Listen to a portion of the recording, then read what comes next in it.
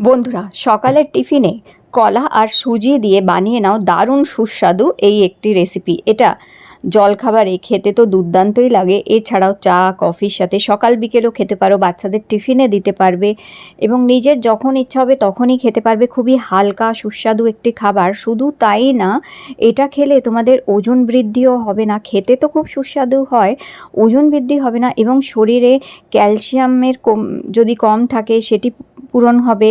এছাড়া অন্যান্য খুব পুষ্টিগুণও কিন্তু পাবে এই রেসিপিটা থেকে।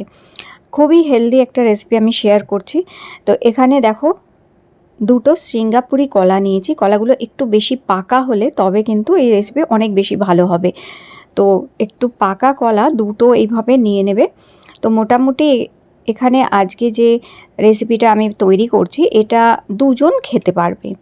তো দুটো কলা এইভাবে খোসা ছাড়িয়ে ছোট ছোট করে কেটে নিয়ে এইভাবে ম্যাশ করে নেবে। তো এইভাবে পুরো কলাটা দেখো আমি ম্যাশ করে নিয়েছি এটা প্লেটের মধ্যেই। আর এরপর এর মধ্যে কিছু জিনিস দেবো। দেখো, কলা পাকা কলা একটু মিষ্টি হয়, তাই আমি এখানে কোনো চিনি ব্যবহার করব না। এখানে আমি দিয়ে দিচ্ছি 1 চামচ মধু। চিনির চেয়ে মধু অথবা গুড় একটু হেলদি অপশান হয় খাওয়া, তাই এখানে আমি 1 টেবিল স্পুন মধু দিয়ে দিলাম।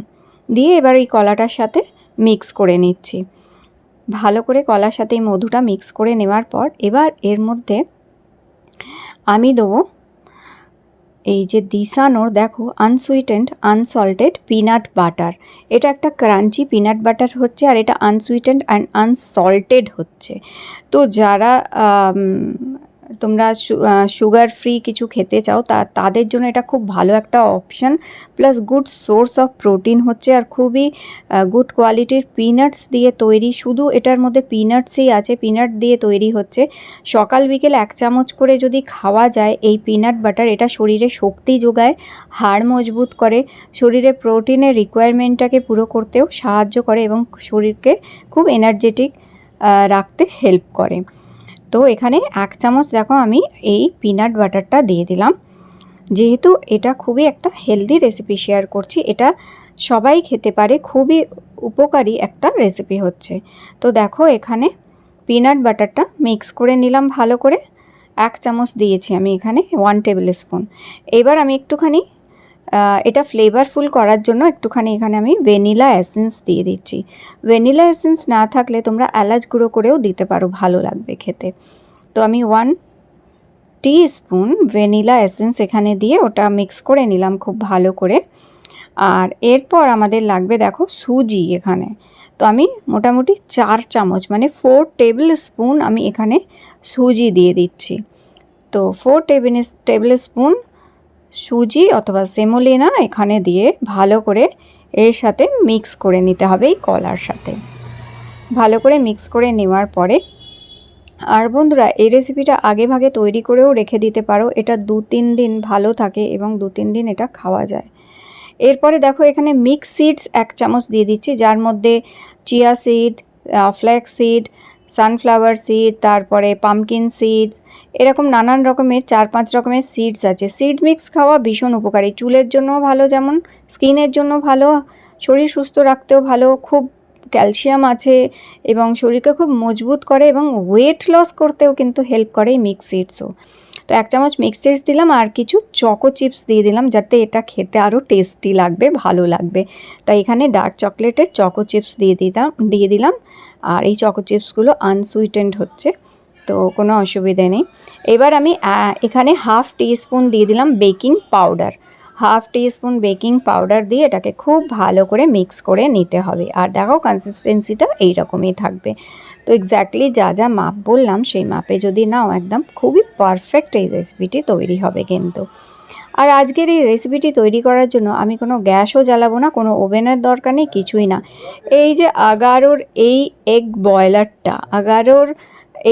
বয়লারটার মধ্যে দারুণ সুন্দরভাবে কিন্তু এই রেসিপিটি করা যাবে। আগারোর এই এগ বয়লারে একসাথে তোমরা 8টা ডিম সেদ্ধ করে করতে পারো, 4টে পোচ একসাথে এই পোচ ট্রেটায় করা যায়। শুধু ডিম সেদ্ধ কিংবা পোচ করার জন্য না, এর মধ্যে নানান রকমের রেসিপি কিন্তু করা যায়। আর এটা খুব বেশি দামও না, খুব ইউজফুল জিনিস হচ্ছে এটা। এর মধ্যে ইডলি, ধোকলা এগুলোও বানানো যায়, যে কোনো স্টিম করা জিনিস এর মধ্যে ইজিলি করতে পারো। তো দেখো একটুখানি অয়েল ব্রাশ করে নিলাম আমি, অয়েল ব্রাশ এই পোচ ট্রেটায় অয়েল ব্রাশ করে নিয়ে প্রত্যেকটা খাপের মধ্যে আমি এটা ভরে দিচ্ছি। আর ওপরে একটুখানি জায়গা ফাঁকা রাখছি, যাতে এটা যখন ফুলে উঠবে, ফ্লাফি হবে, তখন যেন স্পেসটা পায়, সেই জন্য একটু করে জায়গা ফাঁকা রেখে দেবে। 1/3 করে এটা ভরে নিতে হবে, আর একটু ট্যাপ করে নিতে হবে যাতে এয়ার বাবলসগুলো বেরিয়ে যায়।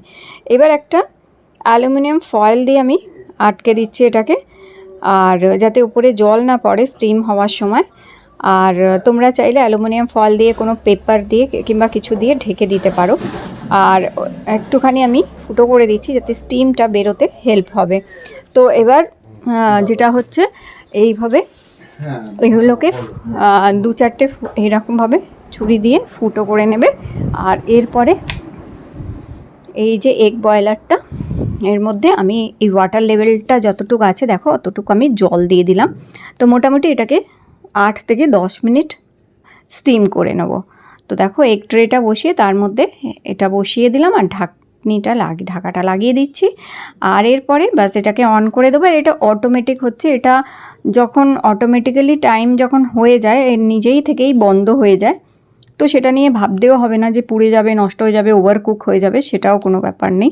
তো এটা দেখো অটোমেটিক্যালি টাইম হয়ে যাবার পরে নিজেই বন্ধ হয়ে যায়। তো আমি 8 থেকে 10 মিনিট এটাকে কুক করেছি। আর এর মধ্যে এটা একটু ঠান্ডা হয়ে গেছে। একটু ঠান্ডা করার পরে এবার চলো এটাকে খুলে দেখি এটা কেমন হয়েছে। তো এই দেখো কত সুন্দর, খুব সফট অ্যান্ড ফ্লাফি হয়েছে। শুধু তাই না, ইজিলি এইগুলো কিন্তু ডিমোল্ডও করা যাবে। দেখো জাস্ট একটা প্লেট দিয়ে আমি এটাকে, এই যে দেখো কত সুন্দরভাবে ডিমোল্ড হয়ে গেল, দেখেছো কত দারুণভাবে। আর কি সুন্দর হয়েছে এই সুজি বানানা কেকগুলো। এর মধ্যে চিনি, ময়দা, তেল কিছুই ব্যবহার করা হয়নি। আর জাস্ট অয়েল একটু ব্রাশ করেছি, এছাড়া কোনো রকমের তেলও দিইনি। যেহেতু পিনাট বাটারের মধ্যে নিজস্ব একটা তেল থাকে, যেটা পিনাট বাটারেরই তেল হচ্ছে, পিনাটেরই তেল হচ্ছে, তো যেটা গুড ফর হেলথ। তো সেই কারণে জাস্ট ওই তেলটায়, তো এটা খুবই একটা হেলদি অপশন হচ্ছে। আর এটা খেতে কিন্তু দুর্দান্ত লাগে।